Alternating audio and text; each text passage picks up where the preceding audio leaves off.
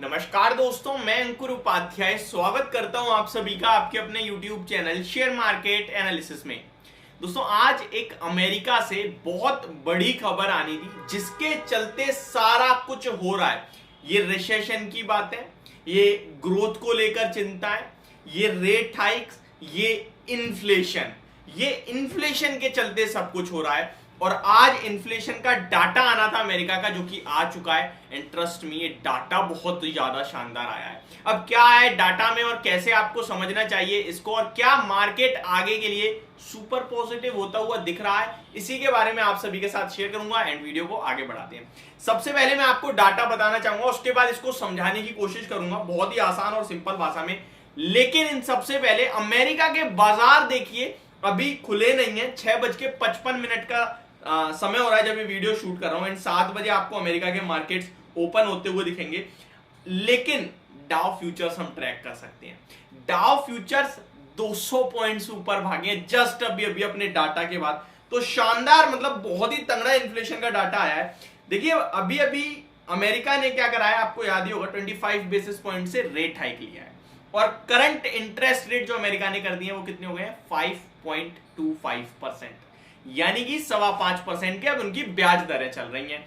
और अनुमान ये लगा रहा है बाजार की भैया एक और रेट हाइक आने वाला है 25 बेसिस पॉइंट्स का। और अगर रेट हाइक रुकता है तो ये अपने आप में सुपर पॉजिटिव है। इन सबको मैं बहुत ही सिंपल भाषा में समझाने की कोशिश करूंगा। पहले आपको मैं डाटा बता देता हूं। तो डाटा आ गया है और डाटा आया है बहुत ही शानदार। सबसे पहले यूएस का CPI inflation month on month, April month का देखेंगे आप, तो वो आपके लिए आता हुआ दिखा है। एक्चुअल मैं एग्जैक्टली आपके साथ शेयर करता हूं। ये आपका अभी यहाँ जी जस्ट अ मिनट, मुझे 1 सेकंड लगेगा। जी हाँ, यूएस का सीपीआई इन्फ्लेशन जो आपके लिए आता हुआ दिखा है। कहाँ गया बहन?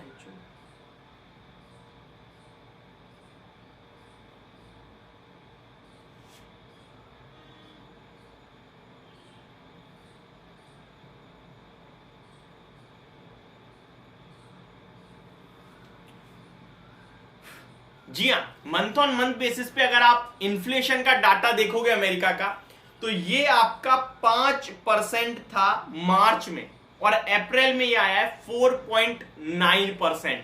अब आप कहोगे भाई इतना ज्यादा बोल रहे थे, 0.1% ही तो कम हुआ है, इसमें क्या बड़ी बात हो गई। बाजार को उम्मीद थी कि कोई चेंज नहीं होने वाला। ये सरप्राइज दिया है अमेरिका के इन्फ्लेशन ने अमेरिका को। तो यहां पे जो उम्मीद थी कि बिना चेंज के डाटा आएगा, इन्फ्लेशन 5% के सामने 5%, लेकिन इन्फ्लेशन ईज ऑफ होता हुआ दिख रहा है, घटता हुआ दिख रहा है। 4.9% पे आया और ये चीज मुझे लगता है सुपर पॉजिटिव हुई है। लेकिन कुछ कमेंट्री भी है, वो भी शेयर करता हूं। आगे बढ़ते हैं।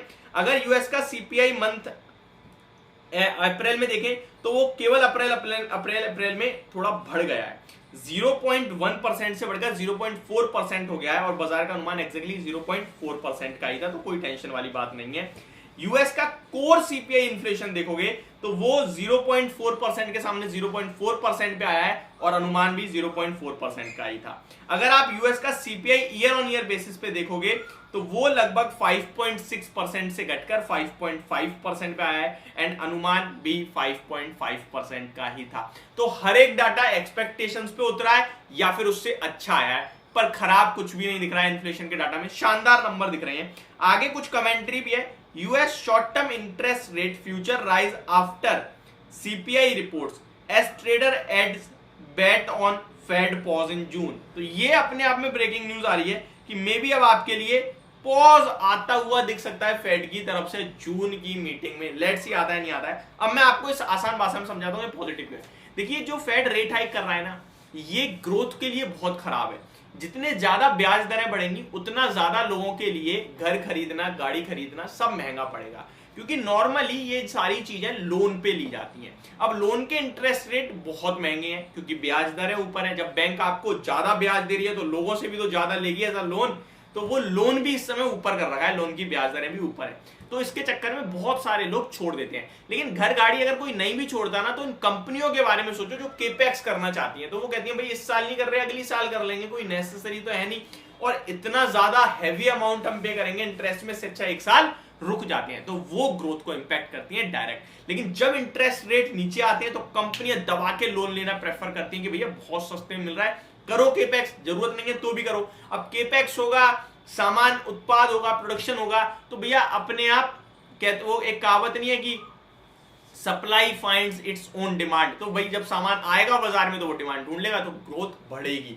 तो अभी सिंपल भाषा में बोलूं तो ये जो इन्फ्लेशन नीचे आया है, यानी ब्याज, ये जो यानी कि महंगाई दर जो नीचे आई है, ये आपको ऐसा इंडिकेशन कर रही है, इंडिकेट करने की कोशिश कर रही है कि भाई अब ब्याज दरें शायद ना बढ़ाए, कि भाई महंगाई काबू में आ रही है। महंगाई इसीलिए, ब्याज दर इसीलिए बढ़ाई जा रही है ताकि डिमांड कम हो जाए बाजार में, लोग घर ना खरीदें, लोग गाड़ी ना खरीदें, बिजनेस को मोटिवेट ना करें, लोगों के पास पैसा ना हो तो वो खर्च कम करेंगे। अगर खर्च कम करेंगे तो सामान की डिमांड कम हो जाएगी, जिसकी वजह से उनके दाम घट सकते हैं, और दाम घटेंगे तो इन्फ्लेशन नीचे आ जाएगा, फिर उन्हें इंटरेस्ट रेट नहीं बढ़ाना पड़ेगा। तो ये एक पूरी साइकिल चल रही है इस समय। जो रेट हाइक की साइकिल थी वहां एंड होने वाला है।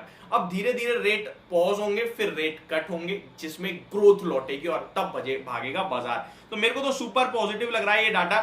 जाते जाते मैं आप सभी के साथ एक बार SGX निफ्टी भी शेयर करता चलता हूं कि कहां पे दिख रहा है। 18,400 पे SGX निफ्टी ऑलमोस्ट पहुंचता हुआ दिख रहा है। तो congratulations to all the investors and traders. Thank you so much for watching this video. Have a great day, guys.